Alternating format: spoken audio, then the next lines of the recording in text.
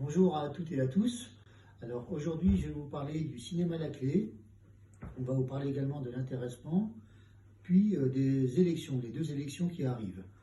Alors concernant le cinéma à la clé, la CGT a toujours revendiqué la vente du cinéma à la clé, qui est la propriété du CSE.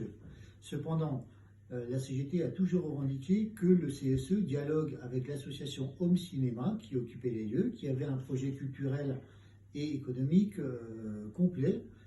Or, le CSE, les gestionnaires que sont le SNE-CGC et l'UNSA, se sont toujours refusés à ouvrir le dialogue avec eux, s'arc-boutant sur une proposition du groupe SOS qui est tant décriée dans la presse, et puis sans vouloir nous écouter une seule seconde. Or, il s'avère que le 1er mars dernier, alors que le monde entier est en guerre contre la Russie, que les bombes pleuvent sur ces gens-là, que tout le monde prône la paix et le dialogue, vos élus SNE-CGC et UNSA ont fait appel aux forces publiques, donc aux forces de l'ordre, à la violence pour faire évacuer ce cinéma à la clé, alors même qu'un dialogue était possible. Nous trouvons cela purement et simplement scandaleux que des organisations syndicales puissent faire appel à la force publique pour expulser d'autres militants qui ne voulaient juste que dialoguer et ouvrir une nouvelle proposition alternative à l'acquisition de ce cinéma.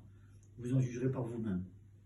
Concernant l'intéressement, alors l'intéressement qu'on va percevoir au mois de mai sera équivalent à l'intéressement qu'on a perçu en 2020, qui était une année charnière, intéressante en termes de montant d'intéressement. Or, la CGT, là aussi, est en désaccord total avec l'accord qui a été signé par le SNE-CGC, la CFDT, car cet accord prévoit un plafonnement à 13% de la masse salariale de l'accord d'intéressement, à savoir maximum 26 millions d'euros, alors que la loi permet d'aller jusqu'à 42 millions. Donc, il s'avère qu'on va toucher le même intéressement qu'en 2020, alors que nous avons 50 millions de résultats nets supplémentaires. Voilà, ce qu'il reste à démontrer. Il en va même d'une situation où la CFDT, signataire de l'accord, est allée jusqu'à demander le versement d'un complément d'intéressement cette année, compte tenu des résultats. Donc évidemment, on n'est pas contre le versement d'un complément d'intéressement, mais c'est quand même paradoxal qu'un signataire lui-même admet la faiblesse de cet accord.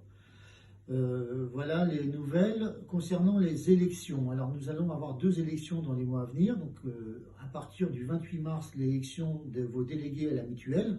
Donc vous allez recevoir les documents à votre domicile. Ce vote pourra être électronique ou par correspondance. Donc à compter du 28 mars, vous pourrez voter. Les candidats CGT sont Bernard Dantec, donc moi-même, et Isabelle Moza, et Sylvie Jacob et Pierre-Yves Inglès. Donc nous vous invitons bien sûr toutes et tous à voter pour nos élus CGT. Concernant l'élection du CSE, donc elle se tiendra du 7 au 15 juin. Donc là, l'importance de cette élection est énorme, parce que dans la mesure où le résultat de ces élections détermine qui peut signer les accords d'entreprise, donc l'intérêt qu'on peut porter aux salariés ou à l'employeur, et surtout la gestion du comité d'entreprise, donc CSE. Donc on vous invite, au regard du bilan des 4 dernières années, avec une majorité SNE-CGC, CFDT et UNSA, de changer d'opinion et de refaire confiance à nouveau à la CGT. Je pense notamment à l'encadrement, qui, en comparaison à la Palatine, ont voté à 58% pour la CGT. Je pense que les cadres à la CEDF ne sont pas plus opposés aux opinions de la CGT que ceux de la Palatine.